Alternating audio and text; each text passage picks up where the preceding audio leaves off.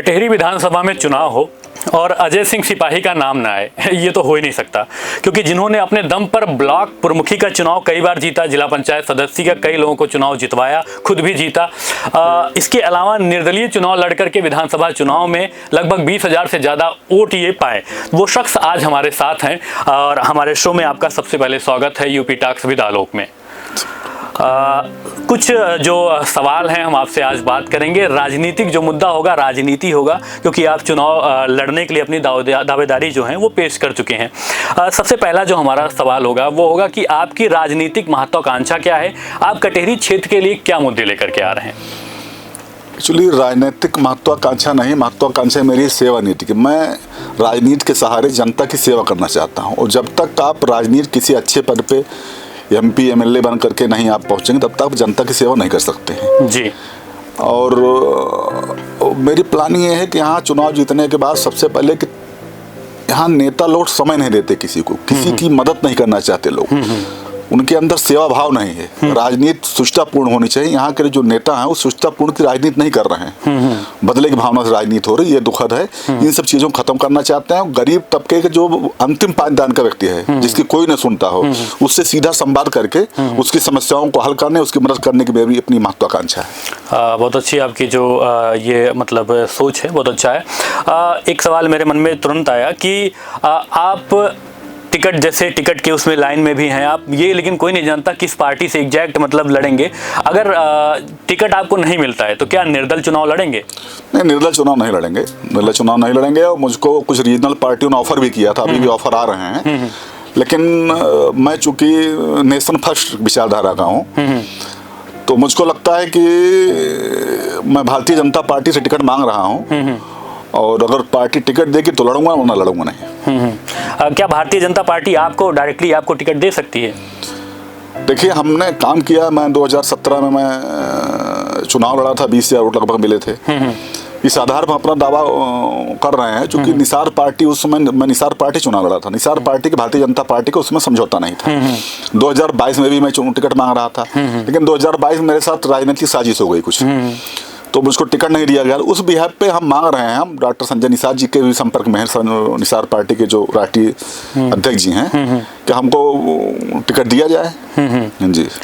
क्योंकि बीजेपी का क्या रहता है कि वो बस क्या है कि आपके नाम के पीछे एक माफिया वाला जो बैकग्राउंड वैसे लगा हुआ है, जैसे कि जो अब नहीं है, तो ये एक थोड़ा सा उसमें पड़ जाता है, क्योंकि जो आपके जो कंपटीशन वाले हैं वो आपको ये इस बात से हाईलाइट करते हैं जिससे कि ये आपको टिकट ना दिया जा सके। एक्चुअली जो लोग हाईलाइट करते हैं उनके पास कोई मुद्दा नहीं दूसरा, क्योंकि मेरे स्वभाव से, मेरे संस्कार से, हमारी बातचीत तरीके से, हम किस तरीके से पब्लिक के बीच में बने रहते हैं, उसको लेकर के लोग बड़ी तनाव टेंशन रहती है। लोगों लगता है अगर क्षेत्र में लगातार बने रह जाएंगे तो हम ज़्यादा पॉपुलर हो जाएंगे, लोगों की जगह खत्म हो जाएगी, क्योंकि फौजदारी बहुत दिन तक जनता नहीं बर्दाश्त कर सकती, और लोकतंत्र में जनता भगवान होती है। और रही माफिया की सूचीबद्ध की बात, तो इस अम्बेडकर नगर जनपद में 120, 125, 150 मुकदमे वाले लोग भी हैं, 50 मुकदमे वाले लोग भी हैं। वो लोग नेताओं अधिकारियों से कुर्सी खींच के बैठते हैं, और लोग प्रशासन की सुनता है, क्योंकि एक तरीके एक नेक्सस है यहाँ अम्बेडकर नगर में। भारतीय जनता पार्टी के साथ एक दुर्भाग्य है इस जनपद में कि जो इसके पदाधिकारी हैं, मैं किसी का नाम नहीं लूंगा, लेकिन 80% लोग दूसरी पार्टियों के आयतित लोग हैं, उनकी निष्ठा दूसरी पार्टियों में है, लेकिन वो भारतीय जनता पार्टी में पद लेकर के, झंडा लगा करके उसका शोषण कर रहे हैं, उसका फायदा ले रहे हैं, दुरुपयोग कर रहे हैं ये लोग। तो एक मुद्दा उनके पास मिल गया है कि यार माफिया सूचीबद्ध लोगों ने करा दिया, क्योंकि उत्तर प्रदेश बिहार की जो राजनीति है वो कहीं न कहीं, अगर आप जरा सा तेज होंगे, आगे बढ़ेंगे, जनता के बीच बने रहेंगे, तो दूसरे नेता आपके खिलाफ इस तरह की रणनीति करेंगे। क्योंकि मैं तो नौकरी किया हूँ पुलिस में 8 साल, मैं जानता हूँ मुकदमे कैसे लगते हैं, मुकदमे कैसे लगाए जाते हैं, कैसे सजा कराई जाती है, कैसे खिलाफ में गवाहियां कराई जाती हैं दबाव बना करके। इन सब चीजों में ग्राउंड लेवल से जानता हूँ। अच्छा, मैं चूंकि सिपाही रहा हूँ, तो सिपाही पुलिस विभाग का कर्मचारी में सबसे निचले पायदान के व्यक्ति होता है, तो मेरी आज भी आदत है कि मुझ सबसे निचले पायदान जो व्यक्ति है, मैं सबसे पहले उसके प्रति मेरी वो रहती है कि यार चलो ठीक है, इसकी मदद किया जाए किसी तरीके, इसको आगे बढ़ाया जाए। इस चीज़ से सब अगलाए रहते हैं, इसलिए माफिया सूचीबद्ध करा दिए सब। भाई हम तो इस माध्यम से, आपके माध्यम से मैं तो माननीय मुख्यमंत्री जी को, शासन प्रशासन कहना चाहता हूँ कि मेरे साथ तो बड़ा गलत किया गया ना, कि 120 125 मुकदमे वालों को आप प्रोटोकॉल दे रहे हैं। मेरे पास 20-25 मुकदमे लगे हैं, उसमें भी 25-30 मुकदमे में 8-10 गैंगस्टर लगा दिए गए।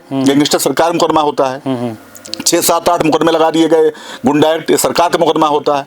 मैं 2017 विधानसभा चुनाव लड़ा, 15 दिन पहले मुझको एकदम एक रणनीति के तहत लोगों ने एक दिन में मेरे ऊपर 6 मुकदमे लगाए गए, और बड़ी मतलब 3 मुकदमे में सेम गवाह एक ही अलग अलग थाने से मुकदमे के 2-2 घंटे के अंतर लगाए गए, और हमारे 15-20 लोगों को जेल भेज दिया गया, जिससे हम निकल, मुझको वांटेड कर दिया गया। तो सोचिए अगर 15 दिन हम और निकल पाए होते तो 20,000 की जगह हम चुनाव जीत भी सकते थे, 20 से 40-50 हजार भी हो सकता था। ये तो रणनीति के तहत हमको सब माफी घोषित करा दिए ना, कि इनके पीछे कोई ऐसा टैग लगा दीजिए कि इनकी बात किसी फोरम तक सुनी ही ना जाए। अच्छा, आपने अभी ये बताया कि मैं जब सिपाही था तो निचले पायदान, तो मुझे एक सवाल याद आया कि आपका अनुभव कैसा रहा कि सिपाही से बाहुबली, फिर बाहुबली से राजनेता, तो इसके बारे में थोड़ा सा बताइए।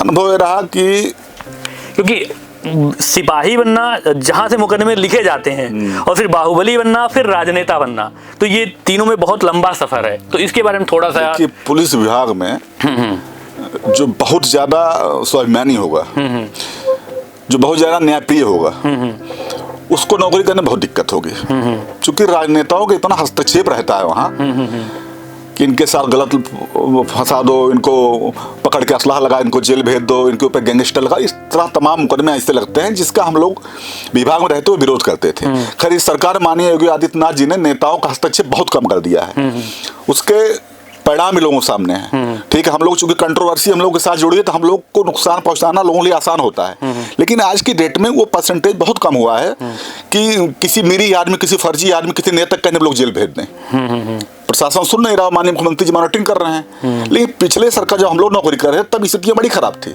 मेरी बेटी एक दिन कहती थी, हमारे किसी से उसने कहा कि यार बहुत अच्छा हो मेरे पापा पुलिस में नौकरी नहीं किए, ये थोड़ा परेशानी ठीक है, नहीं तो कितने गलत लोगों के साथ गलत करते तो हो सकता है कि हम लोग भी गलत हो जाते। इससे मैं थोड़ा संतुष्ट भी रहता हूँ। लेकिन हम लोग वहाँ भी नौकरी किए तो कोशिश, पुलिस मतलब विभाग में रहते हुए हमने एकदम न्यायप्रिय तरीके से और वही चीज करते थे जो ठीक होता था, गलत के साथ गलत किया जाता था और सही के साथ सही किया जाता था। हाँ, पूरी तरीके से लॉयल थे। जब तक हम लोग नौकरी किए पुलिस में, तब तक पुलिस के प्रति पूरी तरीके से लॉयल रहे। अच्छा, आप राजपूत समाज से आते हैं, तो राजपूत पृष्ठभूमि के ध्यान में रखते हुए क्या यहाँ आप चुनाव लड़ना चाहते हैं?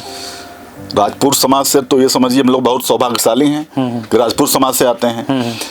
और ये प्रकरण भी आपने बहुत अच्छा सवाल हमसे पूछा कि इस अम्बेडकर नगर जनपद में राजपूतों की बड़ी उपेक्षा है। उसका सबसे बड़ा कारण जाने कि यहाँ के जो राजपूत नेता हैं वो आपस संगठित नहीं हैं। और हमको लगता है कि ये एक तरीके से नेचुरल चीज है कि अगर सब क्षत्रिय इकट्ठे भी हो जाएंगे तो सृष्टि का संतुलन बिगड़ जाएगा। एक ऐसी कौम है मतलब एकदम प्रैक्टिकली चीज मैं आपको बता रहा हूँ, अगर सब क्षत्रिय इकट्ठे हो गए जिस दिन तो पूरे देश का, पूरी प्रकृति का संतुलन बिगड़ जाएगा उस दिन। इसलिए हो सकता है ईश्वर का अभिशाप हो या प्रकृति सब चीजों को मेंटेन करके रखती है, इसलिए ऐसा कर रही हो। दूसरी चीज देखिए, हम लोगों से लोगों की अपेक्षा है यहाँ, राजपूत समाज हो चाहे और भी समाज के लोग हों। बेसिकली क्षत्रिय जो होता है वो अपने आप में एक पैदा होने के बाद समझ राजा पैदा होता है। राजा इन द सेंस की ये नहीं कि हम राजगद्दे बैठे, राजा इन द सेंस होता है कि राजा की सोच का व्यक्ति होता है। क्षत्रिय राजा की सोच का व्यक्ति होता है कि जब कुर्सी बैठता है तो उसको फिर सामने वाला सबको एक नजर से देखता है। वो उसके लिए नहीं रहता कि ठाकुर है, ब्राह्मण है, ये बनिया है, मुस्लिम है, यादव, वो एक निगाह देखता है। माननीय योगी आदित्यनाथ जी को देख लीजिए, बदनाम कोई कुछ भी कर दे, नहीं बदनाम तो है, लेकिन बदनाम कोई कुछ भी कर दे, क्षत्रियों के लिए अलग से। लेकिन गाजीपुर से गाजियाबाद तक एक भी ठाकुर बताइए कि जो गलत कार्यों में लिप्त रहा हो या जिसके ऊपर गलत आरोप है उसको बख्शा हो माननीय योगी आदित्यनाथ जी, एक आदमी बता दीजिए। मैं आपके माध्यम पर पूछना चाहता हूँ, कोई एक आदमी बता दे कि माननीय योगी आदित्यनाथ जी ने गाजीपुर से गाजियाबाद तक के किसी भी ठाकुर को उन्होंने रिलीफ दिया हो। लेकिन ये ठप्पा जो है बार बार लगता है। देखिए विपक्ष का काम है, अब तो लगेगा ही। माननीय मुलायम सिंह जी नेताजी थे, उनकी बड़ी मतलब समाज सबके लिए करते थे, उनके ऊपर आरोप लगा कि यादववादी हैं। आप इससे पहले भी चुनाव लड़ चुके हैं, तो आपने अपने पिछले चुनाव से क्या समीक्षा की है और इस बार आपकी क्या तैयारी रहेगी, क्या रणनीति रहेगी आपकी? हमने लोगों के बीच में काम किया है, मैं कहीं भी रहा हूँ, किसी परिस्थितियों में रहा हूँ, लेकिन हमारे लोग, हमारा परिवार, हमारे संबंधी सब क्षेत्र में लोगों जितनी संभव थी उतनी मदद करते रहे, उसका हमको लाभ मिलेगा। और कटेहरी विधानसभा में लोग नेताओं से ऊब गए हैं, लोगों को नेता सबसे चिढ़ शुरू हो गई है।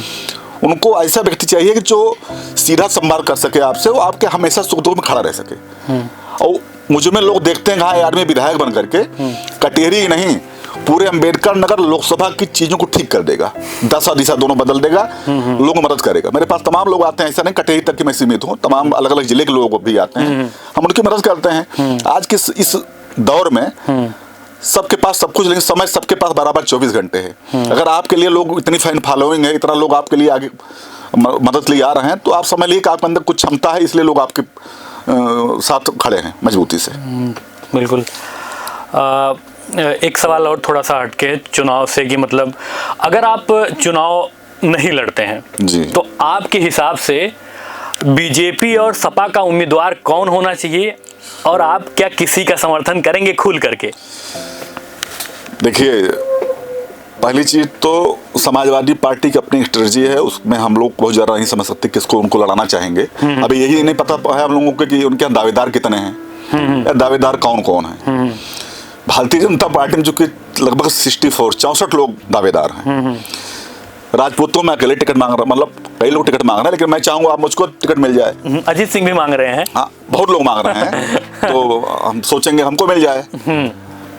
टिकट तो इसके पहले भी बीजेपी ने दिया था जिसको भी, तो तब भी बीजेपी नहीं जीती थी, आप भी समर्थन में थे। तो क्या ऐसा नया इस बार की रणनीति करनी चाहिए बीजेपी को खासकर कि जीत जाए वो? मैं तो कहता हूँ भारतीय जनता पार्टी निष्पक्ष रूप से सर्वे करा लेना चाहिए। और चूंकि ये चुनाव करो मरो की स्थिति के चुनाव, चूंकि 2027 का सेमीफाइनल है चुनाव ये। बिल्कुल। और कटेहरी बहुत टफ सीट है। ठीक है, मतलब 64 लोग जो टिकट मांग रहे हैं, किसी बार टिप्पणी करना उचित नहीं इस फोरम पर। बिल्कुल। लेकिन यह है कि उसमें से 2 ही 4-5 लोग ऐसे हैं जो वास्तव में जिनके अंदर खुद की क्षमता है, और भारतीय जनता पार्टी का वही व्यक्ति यहाँ चुनाव जीतेगा जिसका अपना खुद का वोट बैंक होगा, 20-25-30 हजार खुद की अपनी जमीन होगी, वही चुनाव जीत पाएगा। भारतीय जनता पार्टी की जमीन पर चुनाव आदमी नहीं जीत पाएगा, क्योंकि इस लोकसभा चुनाव में जनता ने दिखाया कि हमको चेहरे से भी लगाव भी है और नफरत भी है। अगर चेहरा हमारे हिसाब से ठीक है तो हम उस पार्टी को, तो उसके बंधन को तोड़ करके भी लोगों ने वोटिंग किया है। अगर उनको लगा चेहरा नहीं ठीक है, उनको नहीं समझ में आया, उससे संतुष्ट नहीं देखे वो लोग, तो उन्होंने रिजल्ट भी खराब दिया है। तभी तो इस बार मुख्यमंत्री जी के बहुत दौरे यहाँ पर लग रहे हैं। इतने दौरे लग रहे हैं तो आपको नहीं लगता कि मुख्यमंत्री जी की जो साख है वो दांव पर लगी हुई है कटेहरी में खासकर? मुख्यमंत्री जी की साख पूरे प्रदेश में जितने चुनाव सब फंसी हुई है, क्योंकि इधर लोकसभा चुनाव से लेकर के अभी तक शीर्ष नेतृत्व दिल्ली से लेकर के यहाँ तक इतनी उठापटक हुई है, उन्हें माननीय मुख्यमंत्री पूरी तरीके से माननीय मुख्यमंत्री जी की प्रतिष्ठा लगी हुई है। लेकिन दिक्कत है, देखिए माननीय मुख्यमंत्री जी अकेले हैं इतनी बड़ी आबादी में, लगभग 25 करोड़ आबादी होगी ना यूपी की, 25 करोड़ आबादी में मुख्यमंत्री जी अकेले हैं, और व्यक्ति हैं वो, कोई रोबोट नहीं है, कोई मशीन नहीं है, कोई भगवान। हाँ, संत हैं हम लोग, उनके संत की वजह से हम लोग उनका बहुत ज़्यादा सम्मान पहले भी करते हैं, अब भी करते हैं और भविष्य में करते भी रहेंगे। तो हम लोग चाहेंगे कि माननीय मुख्यमंत्री खुद, अगर प्रतिष्ठा उनकी फंसी है तो कम से प्रत्याशी चयन में बहुत सतर्कता बरती जाए, उसी को टिकट दिया जाए जिसका जमीनी अपना होमवर्क हो, जमीनी उसकी अपनी पकड़ हो कुछ। ये बात सही कह रहे हैं, क्योंकि प्रत्याशी एक बार लोकसभा में बाहरी प्रत्याशी नाम नहीं लेंगे उनको लेके आए थे, कहाँ खास कोई जीत पाया। फिर लोकसभा से मुझे याद आया कि इस बार लोकसभा में लालजी वर्मा काफ़ी अच्छे वोट अंतर से जीते हुए हैं, और बीजेपी की करारी हार हुई थी। ये हार हुई बीजेपी के, उस पर आप क्या कहना चाहेंगे, क्या रीजन रहा होगा? पहली बात तो देखिए, जैसे रितेश पांडे जी जो कि बाहर के पढ़े हुए हैं, नहीं सांसद तो हैं, हाँ, थे वो सांसद थे मौके पे। देखिए सांसद और विधायक हो जाना आप का मतलब एक तरीके से समझिए कि आप सफल नहीं माने जाते हैं। सफल तब माने हैं जब जनता आपको लाइक करने लगे। बहुत से ऐसे उदाहरण हैं जो क्षत्रिय समाज में हैं कि पद पर न रहते हुए भी 2-2, 3-3, 4-4 लाख वोट उनके हाथ में है, उनके लोग दरबार लगा रहता है। बात उसकी नहीं, वो पढ़े लिखे व्यक्ति हैं, शिक्षित व्यक्ति हैं, लेकिन जो कि राजनीति उनको विरासत मिली है, वो ग्राउंड लेवल पर नहीं उतर पाए। नंबर एक चीज। दूसरी चीज, अभी इसका जवाब हम अभी कुछ देर पहले आपको बता चुके हैं कि यहाँ की जो भारतीय जनता पार्टी की जो पदाधिकारियों की जो टीम है, वो दिल से सपाई और बसपाई है और झंडा भाजपा की लगाए हुए हैं। ये स्थिति बड़ा दुर्भाग्यपूर्ण। और तीसरी चीज, इनके साथ भीतरघात भी हुआ। पार्टी के लोग ही भीतरघात किए। जो चल रहा था साथ, वो भीतरघात कर रहा था। तो भीतरघात किसी साथ होगी, कोई नहीं बचा है, तो नुकसान हो ही जाएगा। फिर नाम नहीं लेंगे, कुछ लोग सुनने में आया था, बीच में खबर भी फैली थी कि कुछ लोग ऐसे थे कार्यकर्ता या जो भी मान लीजिए कि वो चुनाव मतलब जिताना चाहते थे सपा को, क्योंकि यहाँ कटहरी का जो सीट खाली होगा तो वहाँ भी चुनाव लड़ने का मौका मिलेगा। हाँ, ये बात आपकी सही, हमने पहले बता दिया कि भीतरघात तो हुआ है, बहुत बड़े पैमाने पर भीतरघात हुआ। इतने बड़े अंतर से चुनाव हारना सिटिंग एमपी का दुर्भाग्य है। भाई सरकार ने काम भी किया, ऐसा नहीं सरकार ने काम किया। सरकार ने जो वादा किया था, ज्यादातर लोगों ने, माननीय मुख्यमंत्री जी ने ग्राउंड स्तर पे उतर करके एक चीजों को जो उनको समझ में उन्होंने उसको ठीक किया है। उसको अब धरातल तक नहीं पहुंचा पाए, अपनी बात नहीं कह पाए। हमको लगता है कि माननीय मुख्यमंत्री जी की इच्छा के विपरीत जो टिकट दिए गए उत्तर प्रदेश में, चूंकि उनका अपना एनालिसिस था, उनका अपना सर्वे था, उसका बहुत इम्पैक्ट पड़ा, जो इतना नुकसान हो गया। ये तो उसमें हो सकता है सीटें भी रही हो सकता है। जैसे जब प्रदेश में माफिया राज खत्म हो रहा है, इस बीच तमाम माफिया का इनकाउंटर हुआ, सब लोग खबरों को देखते ही रहते हैं, तो कभी आपको भी डर लगा, क्योंकि नाम आपका भी आता है? देखिए, मैं बहुत सौभाग्यशाली हूँ। मैं पहले बताया कि मैं क्षत्रिय कुल में पैदा हुआ हूँ। क्षत्रिय कभी डर नहीं सकता अगर ओरिजिनल क्षत्रिय है तो। हम लोग मजाक कहते हैं जो डर गया समझो मर गया। क्योंकि मेरा जो अपना मानना है, मैं थोड़ा ईश्वर जरा आस्था रखता हूँ, सौभाग्यशाली हूँ, सनातनी हूँ, कि मौत की जगह, समय और वजह तीनों फिक्स है, उसमें कोई तब्दीली नहीं कर सकता, कोई नहीं कर सकता। ये तो है। इसलिए भी डरना किस बात का फिर। मजाकिया सवाल मुझे याद आया कि क्या कभी आप भी दबदबा था, दबदबा है, दबदबा बना रहेगा स्टेटस लगाए हैं गाना लगा के? नहीं, हम नहीं लगाए, हमारे समर्थक लगाते हैं। क्योंकि ये जो दबदबा वर्ड अभी नया जैसे आया, गाना भी आया है, तो और हम आप लोग लगाते जी का वही था। तो मुझे एक सवाल है, कभी आप मतलब लगाए हैं क्या? नहीं लगाए आप? नहीं, हम नहीं लगाए, समर्थक लगाते हैं। चलिए ठीक है। एक सवाल, हम आपको क्या कह सकते हैं, एक रॉबिन हुड, एक बाहुबली, या फिर एक राजनेता? आप हमको जनसेवक कहिए। मेरी ईश्वर से यही प्रार्थना रहती है कि मैं मतलब अंतिम सांस तक लोगों की कितनी ज्यादा मदद कर पाऊं, बस वही उसी में जीवन धन्य हो जाएगा। पद प्रतिष्ठा तो भगवान का खेल है, वो जब चाहेगा तो दे देगा वो। एक समय था बाहुबली सबसे बड़ा नेता थे, उसके बारे में क्या कहेंगे? देखिए, अगर जनता की मदद करना, जनता के लिए लड़ना, जनता के लिए संघर्ष करना अगर बाहुबली की श्रेणी में, फिर हम लोग बाहुबली हैं, तो हम बाहुबली ही कहना, अपने आप को कहलवाना पसंद करेंगे। नहीं, तमाम लोग मिलते हैं, आपकी तारीफ करते हैं, जो कहते हैं कि हमारा मदद किए, और मदद के नाम पे बहुत सारे ऐसे लोग मिल जाएंगे। आपका खुद का वोट बैंक है, जो मैंने भी देखा है, सर्वे हम लोग भी करते रहते हैं, तमाम जगह जाते रहते हैं। कुछ नया सवाल जो है कि जो 2027 का चुनाव आ रहा है, तो आपको क्या लगता है इस बार 2027 में बीजेपी की सरकार आएगी?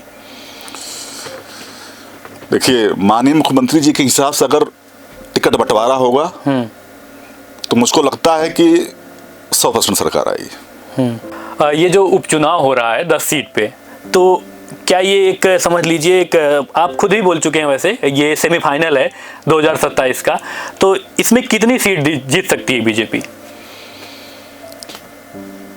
बीजेपी हमको लगता है कि 7-8 सीट जीत जाएगी। 7-8 सीट जीतेगी बीजेपी। ये अंबेडकर नगर कभी मतलब बहुजन समाज पार्टी का गढ़ हुआ करता था, फिर बीच में कन्वर्ट हो रहा था, वो बीजेपी की तरफ जा रहा था, और अब पूरा का पूरा जो है सपा का गढ़ बन चुका है। इस पे आप क्या कहेंगे? जैसे हमने आपको बताया ना, जब भीतरघात होगा आपके साथ तो तमाम चीजें डिसबैलेंस होती हैं। फिर गढ़ किसी का नहीं है। अभी सही प्रत्याशी उतार दें, अभी देखिए सबका गढ़ ध्वस्त हो जाएगा। जब आप प्रत्याशी, देखिए मेन चीज फेस है, फेस वैल्यू होती है। आप आज की डेट में जनता इतनी समझदार हो गई है कि टहलेगी किसी के साथ, नारा किसी का लगाएगी, और वोट करने में इतना संजीदगी दिखाती हो कि वोट उसी आदमी देगी जिसको उसको लगे नहीं आदमी हमारे सुख-दुख में खड़ा हो जाएगा। समझिए मेरी बात को। जनता बहुत अपडेटेड वर्जन हो गई है। अब आप उसको बहुत बेवकूफ नहीं बना सकते। अब धीरे धीरे चीजें एकदम बदल रही हैं। मतलब झूठे वादे करके ये सब नहीं हो पाएगा बहुत ज्यादा। पहले होता था कि ये हो जाएगा, वो हो जाएगा, ये सब नहीं हो लंबे लंबे वादे जो होते थे, ये सब नहीं हो पाएगा। कहीं कोई किसी गढ़ नहीं है, चीजें बदलती हैं। यही जिला आप बता रहे हैं, बसपा गढ़ रहा, सपा गढ़ हो गया, फिर इसी देख के फिर किसी और पार्टी गढ़ हो जाएगा। तो चीजें, कोई चीज अस्थायी नहीं होती। नेता बदलता उसी हिसाब चीजें बदलती रहती हैं। बिल्कुल।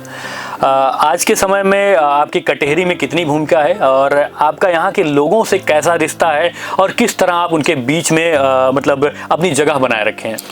मेरा यहाँ से भावनात्मक रिश्ता है लोगों से। मेरे पास और तमाम ऑप्शन थे, इधर उधर से भी चुनाव लड़ने के, सुल्तानपुर, जौनपुर, बस्ती, तमाम जगह से रीजनल पार्टियों ने ऑफर भी किया था। लेकिन चूंकि हम जहाँ पैदा हुए हैं उसी की मिट्टी में कुछ करना चाहते हैं, उसी की मिट्टी में मिल जाना चाहते हैं, और तीसरा कहीं कोई विकल्प नहीं समझ में आता, और न मेरी इच्छा इस टाइप की। ये सोच होना चाहिए, क्योंकि मातृभूमि जो होती है उसके लिए कुछ करना तो चाहिए थी। पिछले चुनाव में जो 2022 का था, तो उसमें आप बीजेपी प्रत्याशी मतलब अवधेश द्विवेदी के साथ उनका प्रचार प्रसार करते नजर आए थे, फिर भी वो हार गए। तो इसका क्या कारण था, और क्या कहना चाहेंगे आप इस पे? साल 2017 में मैं चुनाव लड़ा, सब बहुत कंट्रोवर्शियल बात बोलने जा रहा हूँ, इसका मुझको नुकसान भी हो सकता है। 2017 में जब मैं चुनाव लड़ा तो कुछ लोगों ने अवधेश द्विवेदी जी से कहा, जो कि अवधेश द्विवेदी जी की एक्चुअली हमारे बगल ही ससुराल है, हम लोग उनको फूफा जी बोलते हैं। उनसे लोगों ने कहा कि आप प्रमुख जी से बात कर लीजिए, उनकी मदद ले लीजिए। उनको समझाने वाले कुछ लोगों ने कहा कि प्रमुख जी की हैसियत केवल 2000 वोट की। मैं विधानसभा लड़ा, विधानसभा में 20,000 वोट हमको मिल गया, इनको लगभग 78,000 वोट मिला, और 5-6 हजार 7,000 वोट से चुनाव हार गए। चुनाव हारने के बाद अब कौन उनको समझा दिया, निगेटिव पॉलिटिक्स करने लगे, मेरे खिलाफ साजिशें रचना शुरू हो गई, मेरे ऊपर मुकदमे लगने लगे लगातार फर्जी। फिर मेरे पिताजी का पेंशन का खाता, आप समझिए जिस अकाउंट में एक भी रुपया कभी ना आया हो, उस अकाउंट को सीज करा दिया गया। पेंशन खाता, मेरी पत्नी खाता, मतलब जितना उत्पीड़न हो सकता था। फिर मेरा घर सीज करा दिया गया, गांव का मकान जहां बुजुर्ग मेरे 90 साल के बाबा दादी रहते थे। फिर चुनाव के कुछ दिन ही पहले, लगता है 2-3 महीना पहले, हमको लगता है 27 दिसंबर 2021 को मैं अपनी बेटी को इलाज कराने के लिए गया था लखनऊ और दिल्ली से लौट रहा था। मैं मेहदीपुर बालाजी दर्शन करने गया था, बालाजी सरकार का। वहां मुझको रणनीति के तहत गिरफ्तार करा लिया गया, एक वारंट करा करके, महज एक वारंट में। यहाँ की लोकल पुलिस ने जाकर वहां गिरफ्तार कर लिया हमको भी, पूरे परिवार सहित। उसके बाद हम आए तो चूंकि हम भी टिकट मांग रहे थे और एक रीजनल पार्टी टिकट दे रही थी, तो मेरे अंदर थोड़ा नेशन फर्स्ट वाली भावना है। कुछ लोगों ने हमको सलाह भी दी, तब तो ये कोई बात नहीं थी ना कि माननीय योगी जी दोबारा मुख्यमंत्री बन जाएंगे, इस टाइप कोई बात भी नहीं थी। हम लोगों ने सोचा कि यार हम लोग चुनाव अगर किसी दूसरी पार्टी लड़ गए तो कहीं ऐसा ना हो कि योगी आदित्यनाथ जी का कोई नुकसान हो जाए। हम लोग चाहते थे दोबारा मुख्यमंत्री फिर बने, और हमारे पास आए द्विवेदी जी, हमसे बातचीत की, मैं एग्री हो गया, हम कहा चलिए ठीक है, हम मदद करेंगे आपके। मैंने तन मन धन तीनों से मदद की। लेकिन जो मेरे कट्टर समर्थक थे उनके अंदर कहीं न कहीं ये भावना उनके दिल दिमाग में थी कि माननीय अवधेश द्विवेदी जी के वजह से ही मेरा इतना उत्पीड़न हुआ। कई मुकदमे लगातार मेरे ऊपर लगा दिए गए, माफिया सूचीबद्ध में कर दिया गया, तो उसको लेकर के तमाम लोगों को नाराजगी थी। इसलिए 78 से 85 तो हुए, 86 तो हुए, 86,000 लगभग वोट इनको मिला। लेकिन जो मैं और चाहता 10-12 हजार वोट बढ़ जाए, वो वोट नहीं बढ़ पाया, उसी वोट से हार गए, उसी वोट चुनाव हार गए। समर्थक का दिल नहीं मिल पाया। हाँ, समर्थक, मेरा तो दिल मिला, लेकिन समर्थक ये कहता रहा भैया ठीक है, आपके हो सकता कोई मजबूरी हो, आप हो सकता दबाव में काम कर रहे हो, तमाम ये चीजें आती हैं, लेकिन हम लोग दबाव नहीं, हमारी कोई मजबूरी नहीं, हमारे नेता आप हो, अगर आपका कोई नुकसान करने का प्रयास करेगा तो नुकसान हो जाएगा। जौनपुर देख लीजिए रिसेंटली, जौनपुर लोकसभा चुनाव में क्या हुआ, आप देखिए वहां की क्या घटना हुई है। बिल्कुल वही हुआ है। अगर केवल माननीय धनंजय सिंह जी के साथ वो एक्सीडेंट ना हुआ होता, कैसे भी हुआ, किसी भी तरीके से हुआ, मैं समझता हूँ भारतीय जनता पार्टी कोई भी चुनाव लड़ता, अगर धनंजय सिंह जी वहां खड़े थे, भाजपा के साथ 100% चुनाव जीतती वहां। आप चले जाइए कुंडा देख लीजिए, राजा भैया मन से नहीं हुए, उन्होंने अपने लोग फ्री कर दिया, उसका दुष्परिणाम देख लीजिए। एक सवाल बहुत टिपिकल है, आपको सिलेक्ट करना होगा कि मुख्यमंत्री के रूप में अखिलेश पसंद है या फिर योगी आदित्यनाथ? देखिए बहुत टफ सवाल है इसलिए मैंने पहले ही बोल दिया। लेकिन अगर बिना किसी लाग लपेट के हम बात करें, चूंकि दिक्कत है, अगर मैं दिल से मानता हूं माननीय योगी आदित्यनाथ जी को, इसलिए कि मैं उस पीठ का पहले भी अनुयायी रहा, गोरक्ष पीठ का, आज भी अनुयायी हूं, और 2022 में इसको मैंने रिपीट किया, मैंने कहा भी था कि हम लोग किसी परिस्थितियों में रहें, अभी मैं यहाँ निकलूं मुझको जेल भेज दे प्रशासन, लेकिन तब भी मैं योगी आदित्यनाथ जी को ही मानूंगा वही मुख्यमंत्री रहे। अच्छा, नाम भी आपका मिलता है? हाँ, नाम भी मेरा अजय प्रताप सिंह, बात सही कह रहे हैं। नाम नहीं, लेकिन मैं उस पीठ के मेन, देखिए वो संत हैं, हम सनातनी हैं, हम स्वार्थ, मैं क्षत्रिय हूँ, क्षत्रिय कभी स्वार्थ का जीवन नहीं जीता है, क्षत्रिय कभी अपने लिए जीवन नहीं जीता है। क्षत्रिय का इतिहास उठा के देख लीजिए, वो हमेशा समाज के लिए लड़ा, समाज के लिए मरा, समाज के लिए उसने जीवन जिया है। मान लीजिए आप जब विधायक बन जाते हैं तो सबसे पहले आपका जो मुद्दा होगा वो क्या होगा, और जनता के लिए सबसे पहला जो मतलब आप प्राथमिकता देंगे वो किसको देंगे, किस चीज को देंगे? विकास की बात करेंगे, मैं तो सबसे ज्यादा जोर देता हूं कि आप शिक्षित करिए अपने बच्चों को। अगर बच्चे एजुकेटेड होंगे, बच्चे शिक्षित होंगे, आधी समस्या अपने आप लोगों को खत्म होती चली जाएगी। हमारा जो समाज है वो शिक्षा विधान नहीं दे रहा है, जो सरकार इतनी योजनाएं ले रहे हैं उसका लाभ नहीं ले आ पा रहा है, उस लाभ लेना चाहिए उसको। जब हमारे परिवार का, हमारा भी टारगेट है ये, हम भी अपने बच्चों को बेहतर शिक्षा दे रहे हैं, को बच्चे शिक्षित होंगे तो जो व्यक्ति शिक्षित होता है वो हर माहौल में सर्वाइव कर जाता है, हर परिस्थितियों में सर्वाइव कर जाता है। शिक्षा बहुत जरूरी है, हम सबको शिक्षा के लिए आगे बढ़ाएंगे। मेरी माँ को एक्चुअली, मेरी माँ की मृत्यु 2001 में हुई थी, उनकी मृत्यु कैंसर से हुई थी, तो मेरा अपना एक सोच है, अगर जीवन रहा और उस लायक हो तो एक बड़ा कैंसर हॉस्पिटल बनवाएंगे कटेहरी में, और गरीबों के लिए निःशुल्क व्यवस्था रहेगी। ये है, और जनता के सुख दुख में खड़े रह करके, निचले पायदान के लोगों के लिए, जहाँ जो जिनके लिए यहाँ लोग जाना नहीं चाहते हैं, हम उनके यहाँ बैठ के उनकी व्यक्तिगत समस्या सुन करके हम उनका निराकरण करेंगे। मेरी अपनी ये है कि मेरे ना रहने के बाद भी लोग हमको हमारे नाम से नहीं, मेरे काम से मुझको याद करें। बिल्कुल, आपका ये लाइन जो है, नाम से नहीं काम से याद करना चाहिए। कुछ जो हमारे यहाँ की जनता है उनसे कुछ पर्सनली कुछ कहना चाहें हमारे उसके माध्यम से, तो आप कुछ कह सकते हैं। मैं यही कहना चाहूँगा किस तरीके से वोट करें इस बार के चुनाव में। मैं यही कहूँगा, चूंकि लोकतंत्र का महापर्व होता है, आप जब इसमें सुस्ती दिखाते हैं, आप समझिए आप अपने साथ अन्याय कर रहे हैं। आपको वोट बढ़ चढ़ के देना चाहिए। आप अगर कहीं बाहर नौकरी कर रहे हैं तो आप समझिए हमारे यहाँ कोई पर्व है, हमारे यहाँ शादी है, अपने पैसे से टिकट करा के आइए, और आपको जो नेता अच्छा लगता हो, जो पार्टी अच्छी लगती हो, उसको वोट करेंगे, वोट जरूर करिए। हमारे यहाँ बहुत बड़ी विडंबना है, वोट जो परसेंटेज है वो इतना कम हो जा रहा है, उसकी वजह से भी तमाम अच्छे नेता पॉलिटिशियन सर्वाइव नहीं हो पा रहे हैं, क्योंकि जो समझ वाले लोग हैं वो बाहर रहते हैं, आलस कर जाते हैं, पैसा बचाने लगते हैं। उससे क्या है कि आप किसी नेता को मानते तो हो, मानने का मतलब आप उसके लिए कुछ मत करिए, लेकिन वोट जरूर आकर के करिए और उसकी समीक्षा कर लीजिए। और जैसे टिकट का मैटर चल रहा है इसमें, तो टिकट में तमाम कंपनियां प्राइवेट सर्वे करती, मीडिया सर्वे करती, पार्टी लोग सर्वे कराते हैं, वहां आप अपने फोरम में जितनी आपके अंदर क्षमता, आप सीधे कहिए मुंह खोल करके आप फला को टिकट दीजिए। उससे क्या होगा कि आपके पास जब आपका नेता मजबूत रहेगा, तो नेता मतलब समझिए संदेश वाहक होता है, उसके अंदर बहुत क्षमता। भी मैं गया हुआ था, यहीं श्रवण क्षेत्र दाह संस्कार हो रहा था, तो मैंने वहाँ की स्थिति देखा, 100, 200, 400 लोग खड़े थे, दिन भर में हमको लगता है 35, 40, 100 वहाँ जलाए जाते होंगे, लेकिन वहाँ इतनी अव्यवस्था थी, इतना दुख हुआ देख करके कि टिकट सबको चाहिए। विधायक हर आदमी बनना चाहता है, लेकिन यार आम जनमानस की समस्या तो आप देखिए, जहां आपको भी पहुंचना है, आपके परिवार को भी लोग पहुंचना है, क्योंकि जो भी यहाँ आया उसको जानता है। उसके बारे अगर आप इतना ज्यादा वहां से उदासीन हो गए इन सब चीजों को देख करके, तो दुर्भाग्य हम लोगों का। कम से कम वो एक ऐसी जगह जहां आदमी दुख में होता, पता लगा पानी बरसने लगे, लाश का दाह संस्कार नहीं हो सकता, परिजन को भाग करके पेड़ों को सहारा लेना पड़ेगा। ये दुर्भाग्य ही तो है ना। अगर आप ऐसे नेता चुनेंगे जो जिनको केवल अपने से मतलब है, अपने काम अपने बिजनेस से मतलब है, तो फिर कहाँ समाज का भला हो पाएगा। बिल्कुल। चलिए, आज का मुद्दा जो था ज़्यादातर राजनीतिक ही था। कभी हम चाहेंगे कि निजी जीवन के बारे में बातचीत किया जाए, जैसे कि बचपन के बारे में कुछ कहानियाँ तमाम ऐसे हम सुनते रहते हैं, क्योंकि हम जानते हैं। तो उस पर कभी हम बात करेंगे, कभी किसी और दिन। आज के लिए आपका बहुत बहुत धन्यवाद। धन्यवाद आलोक जी। तब तक देखते रहिए आप यूपी टॉक्स विद आलोक। धन्यवाद।